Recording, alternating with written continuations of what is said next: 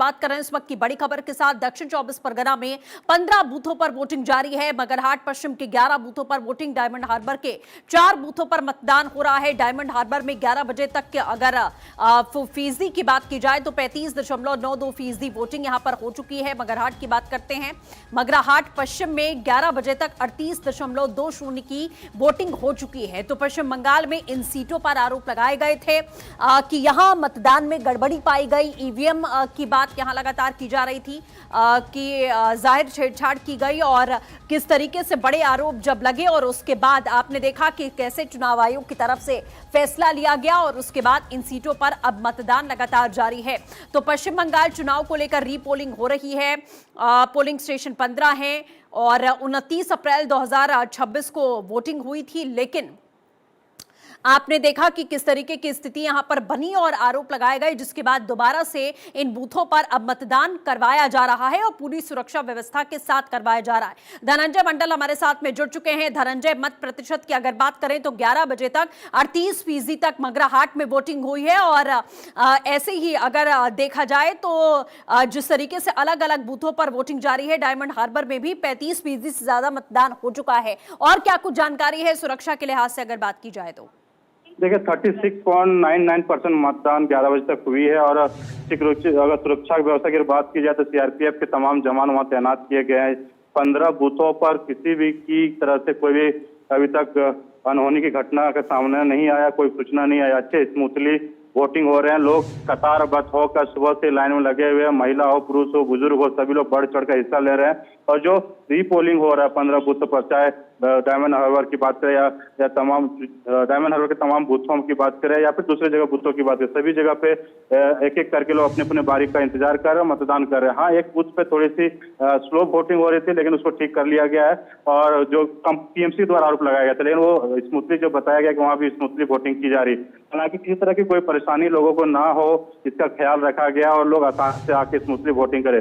जो मुद्दे थे, मुद्दे की अगर बात की जाए तो शिक्षा की मुद्दा था, रोजगार का मुद्दा था, हेल्थ का मुद्दा था, सुरक्षा का मुद्दा था, इंफ्रास्ट्रक्चर का मुद्दा था, सोनार बांग्ला का मुद्दा था, यहाँ फैक्ट्रियां लगे, वो तमाम मुद्दों को लेके लोग मतदान कर रहे हैं।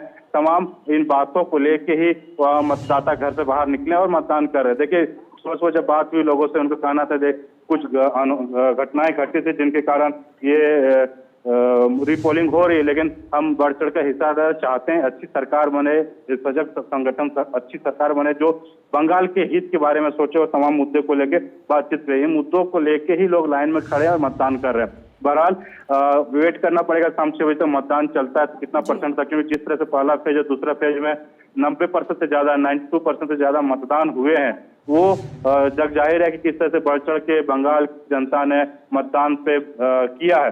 वो तमाम मुद्दों को लेके ही आज भी मतदान कर रहे हैं और बहरहाल यही सब प्रयास लगाया जा रहा है कि इलेक्शन कमीशन द्वारा जो व्यवस्था की गई स्मूथली वोटिंग करे और 90% से ज्यादा मतदान हो।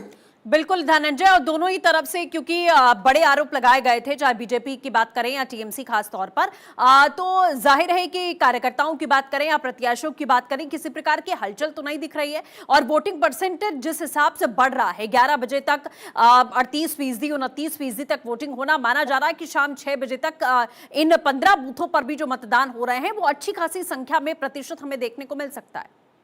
जी हाँ, बिल्कुल। जिस तरह से मतदान बढ़ चढ़ कर लोग लाइन में लगे हुए और मतदान कर रहे हैं, बंगाल की जनता ऐसे जागरूक होती है और मतदान करने के लिए निकलती भी है। तमाम चीजों को लेके सुरक्षा व्यवस्था की बात करें, लोग अच्छे से घर से बाहर निकल के मतदान के, इलेक्शन कमीशन सारी व्यवस्था करा है और उस तमाम व्यवस्था को मद्देनजर रखते हुए लोग दोबारा वोटिंग करने के लिए घर से बाहर निकले और अपने मुद्दों को, अपने बंगाल को सुदृढ़ करने के लिए, अपने वहां पे एक अच्छी सरकार बने, वो तमाम मुद्दों को लेके बंगाल की जनता मतदान करने के लिए। देखिए जनरली बंगाल की जनता ऐसे भी 85% से ज्यादा मतदान होता रहा है, लेकिन जिस तरह से इस चुनाव में 90% से ज्यादा बढ़कर मतदान हुए हैं, तो ये कहीं न कहीं चुनाव आयोग के लिए एक अच्छी पहल थी। और उसी मद्देनजर भी इस बार भी जो रीपोलिंग जहां 15 बूथों पे हो रहा है, वहां पे भी सुरक्षा व्यवस्था, बीएलओ हो या फिर जो ऑब्जर्वर, तमाम व्यवस्था अच्छी तरह से की गई ताकि लोग पहुंचे। सुरक्षा मामले की अगर बात की जाए, सीसीटीवी लगाए गए हैं, जो भी आइडेंटिफाई करके ही लोगों को पर्ची दिया जा रहा है, उसका मतदान केंद्र के अंदर मतदान करे ताकि कोई दिक्कत ना हो, लोगों को